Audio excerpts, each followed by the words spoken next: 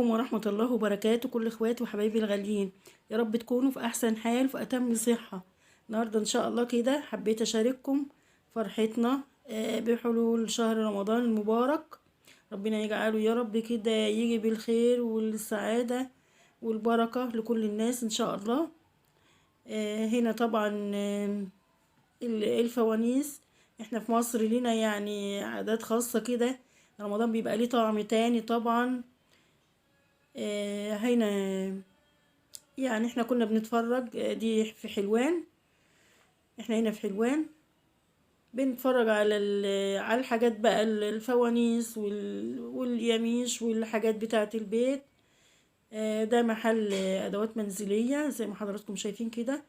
ستات البيوت طبعا اما بيهل رمضان او العيد او مناسبة بتحب تجدد حاجة في المطبخ، بتدي كده بهجة وروح تانية، بيبقى تغيير يعني.